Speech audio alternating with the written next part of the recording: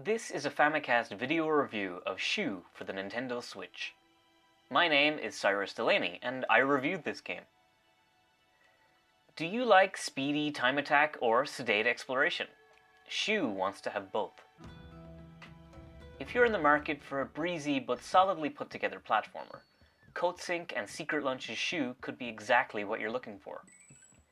As with many Switch eShop titles, Shu is a re-release of a title that's long been available on other platforms. Since it originally dropped on PS4 in 2016, the game has seen several updates, which are all nicely included with the Switch version from the outset. Shu is a pretty great lesson in efficiency.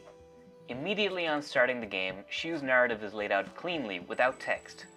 Your idyllic seaside town is destroyed by a terrifying magical storm. You need to rescue the other villagers and outrun the storm to a mountaintop temple.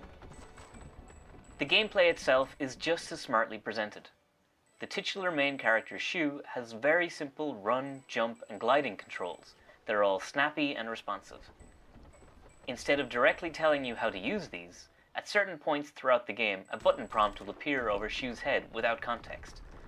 Combined with trails of collectibles that lead you from platform to platform, any player will very quickly understand what the game wants you to do.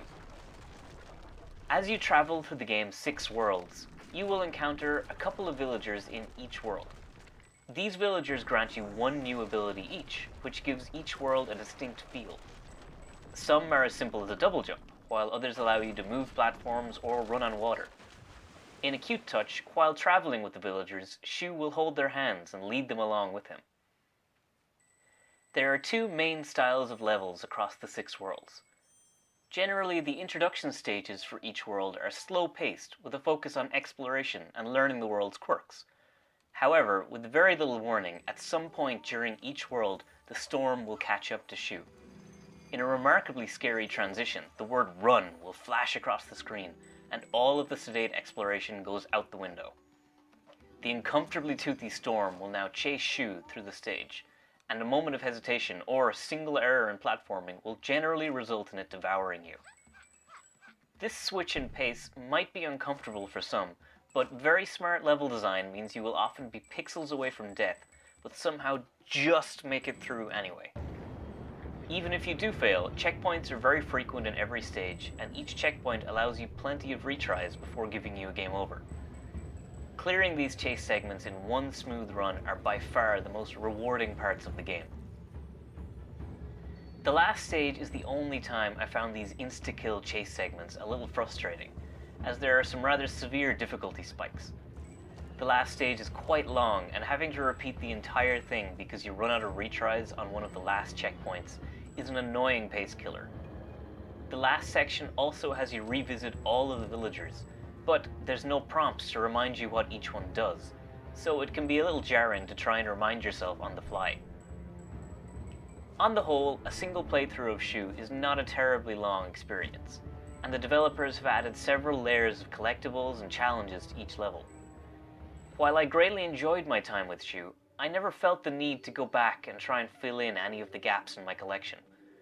That's not to say it's bad. I'm sure some folks will greatly enjoy the padding, but a single playthrough was fine for me. Shu's stage design is gorgeous, with big, exciting set pieces all rendered fully in clean, painterly 3D. Every world also has a very distinct character, from seaside cliffs to deep jungles and caves. To contrast with this, the storm and playable characters are all 2D sprites, which makes them very easy to identify, and the storm especially looks very striking. However, the 2D sprites are barely animated at all. I actually found this a little uncomfortable to watch, with Shu himself looking particularly choppy. Even a couple of extra frames to smooth out his run cycle would have done wonders.